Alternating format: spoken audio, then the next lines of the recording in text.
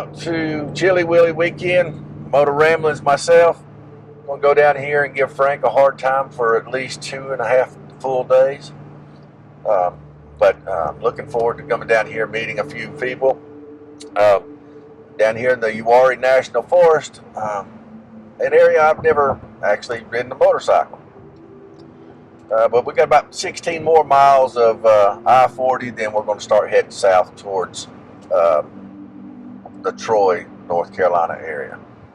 But while we're riding down the road, let's take advantage of this time. We're going to talk about some of the things that MotoRamblings and myself have experienced in the many, many miles that we have ridden together, whether it's just an adventure route or if it's on pavement on road trips that we've done in the past.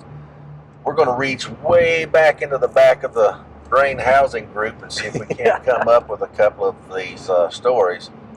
And one of the most recent ones that he and I have talked about was the day that I hit the ground and how that all happened. Yes, that was, from my point of view, that was quite interesting, to say the least. So a little of the backstory. Met up with a group of people that we never rode with before in March of 2024. We're going to do a group ride. I think there was about 10 motorcycles. Yes, and it was through Facebook that we ended up getting invited on this ride. For some reason or other, they haven't invited me back, but we'll get to that. But excuse me, battling a cold still. But we went on the group ride. We went out there to a very familiar area. We just rode it the other day. As soon as we got on the gravel, they stopped. Everybody turned off their traction control, and some dummy turned off his wheelie control as well. Yes, he did. And we'll get to that in a minute. But because we'd never ridden with any of these guys, you know, I took it upon myself to, hey, ride your own ride, do your own thing. Just don't pass anybody on the right side. If you want to pass somebody, give them a little beep on the horn, pass them on the left. So I kind of stuck my neck out there as the safety guy. And we had been on that particular road many times before, so we knew it well. Yeah. So we turn off the traction control and wheelie control, and off we go. And approximately three quarters of a mile later, I decided I was going to pass Patrick. Now, I'm kind of near the front of the group, but not at the front, because it was a group ride, somebody else organized, but I was kind of middle to the front. Roger was behind me, and I heard a noise. Now, we were so early in the route that none of us had cameras on. We didn't even get to that point yet. Yeah, hallelujah. I give a little beep of the horn, and I had been kind of practicing pulling power wheelies with the Africa Twin. Not enough. Not enough things. But all the time it was on pavement. And we were on a gravel road. It was a hard-packed gravel road. So anyway, give a little beep of the horn, did the little trick, got the front end up in air, but the rear tire was spinning in the gravel, so the front tire come down pretty quickly. And when it come down, it come all the way down. Yes, it did. By the time I got beside him, I hit the ground, probably doing 40 miles an hour. Yep. Yeah, and that was my dumb move. Yeah. Yeah. I was in front, and I hear the beep, and I glance in the mirror, and I'm like, okay, there's Roger. I'm looking ahead, and all of a sudden I see beside me just this bike slamming down, and then slamming down again. And I'm like, oh no. Yeah. So, hit the ground. The guys, 2 Patricks picked up my Africa Twin. After we told you, don't go near it. And as the adrenaline subsided, I realized, there's something wrong with my ankle. Something hurts. Something hurt pretty fierce. So, we told them to go continue on the ride. Patrick and myself, off we go to the closest urgent care to get an x-ray. And this is where the story gets kind of humorous, and I'll let him kind of finish it because he enjoys it that much. As you can see, I can't stop laughing.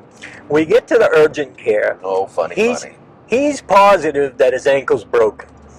So I get a hold of another buddy of mine. I'm like, look, I'm going to probably have to take my bike home. I'm going to need a ride back to the urgent care to pick up Roger's motorcycle. Well, we're sitting there in the waiting room. Roger's filling out the paperwork. And he says, you know, I don't think I'm going to tell my wife just yet. She doesn't need to know. Filling out the paperwork, all is good. And all of a sudden, Roger looks up at me and just out of the blue, he goes, oh, shit. I look at him, I go, what? You know, what? Did your ankle just fall off? What the heck just happened? He goes, my shared location services is on with Kay.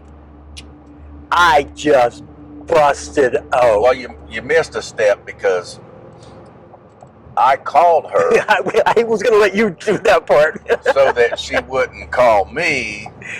You know, I told her we were eating lunch, which was a lie. Which is why I wasn't going to share that part. And she knew it was a lie. Because? So we got off the phone, real brief conversation. She might have heard the elevator music in the lobby of the urgent care. But she immediately looked at the location services and seen where I was at.